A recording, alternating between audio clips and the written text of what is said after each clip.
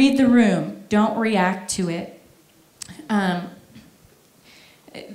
there are different ways we can approach it. I saw, if you've heard of Hillsongs, Darlene Check, I saw them live one time, and it was, they stopped after the first song, and Darlene, who's their main worship leader, said, you know, with her amazing Australian accent, which I won't even try to do, but she said, you know, we came here to worship with you, not for you to just, you know, so we want to, because she saw that we were gawking at her, like, oh, that's Darlene Check.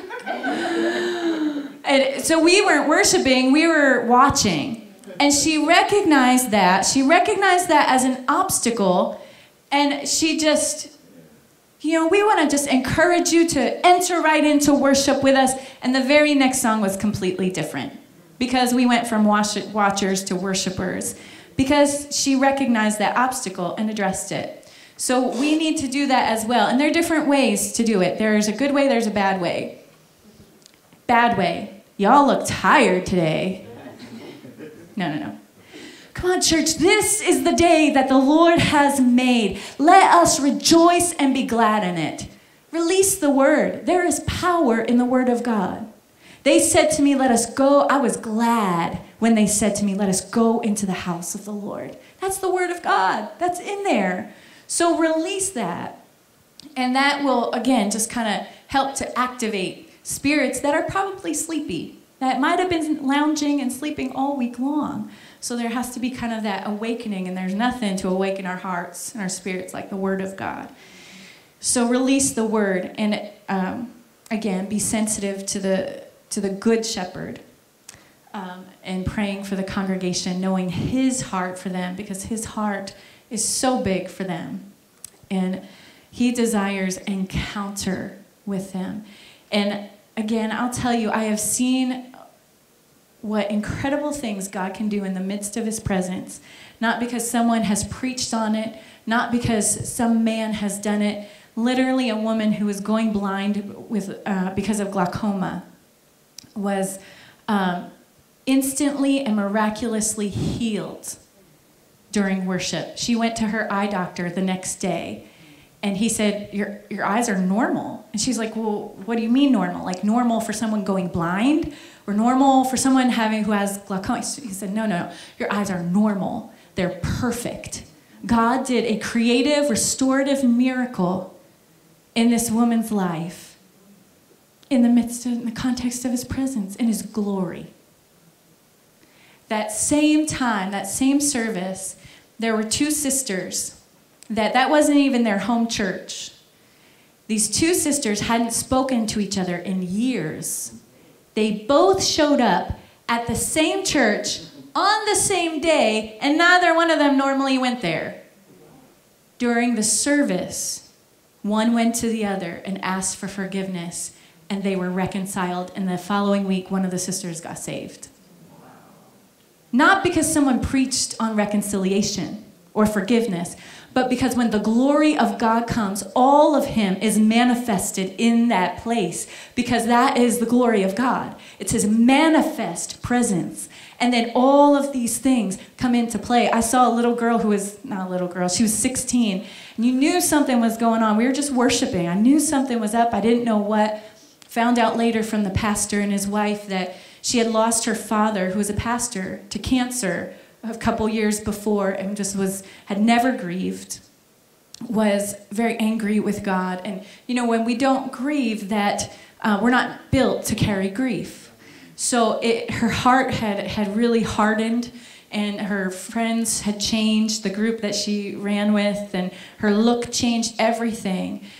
And during worship, this girl, all of a sudden, it was like she popped.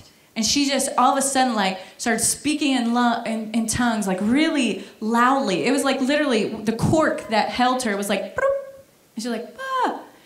And I saw that girl a year later, and I'm like, wait, I had to do a double take. I'm like, are you? She's like, yeah, I'm Emily. And pointed to the place.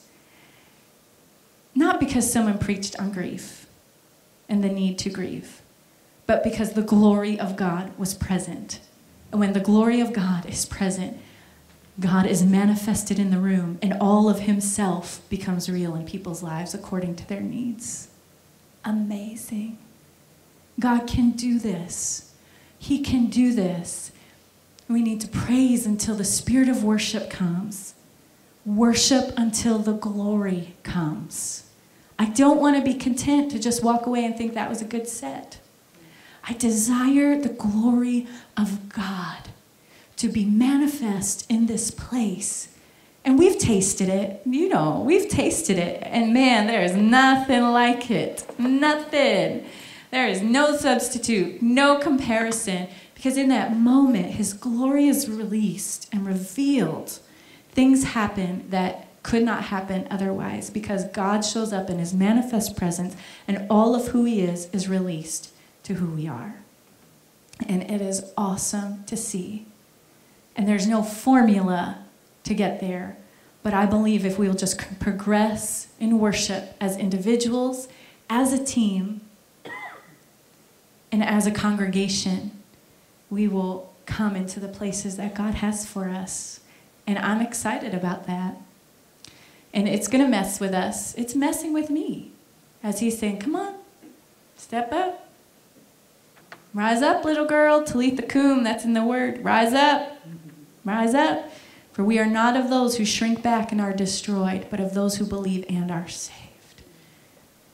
So one thing we'll do this afternoon is take some time to pray for the congregation, because I'm very thankful that leadership has given me the opportunity to speak tomorrow morning and to address the other part of our worship team, because they also, you know, if we understand that we're on the same team and we have the same mission, there can be some just greater unity as we move forward. So we'll take some time later to pray.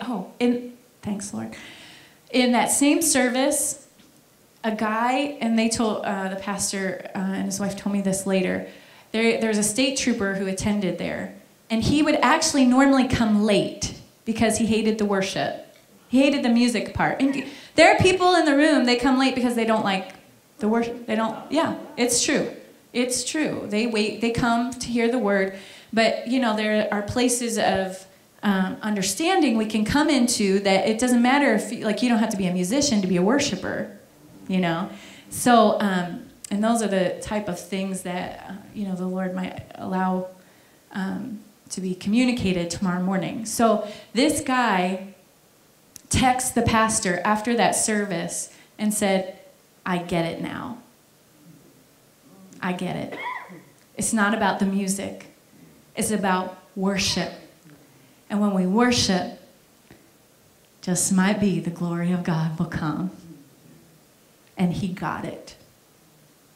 So we will pray for the congregation tomorrow, not from a place of, we get this thing, just for those of you that don't, but from a place of, Lord, will you draw all of our hearts into a deeper place of understanding of what worship is. It's not a filler.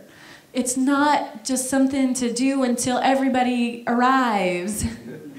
Worship is substantial, and it's given a substantial place in this church. And we'll pray for the congregation that the Lord will bless them into worship and that he will strengthen the other part of our worship team.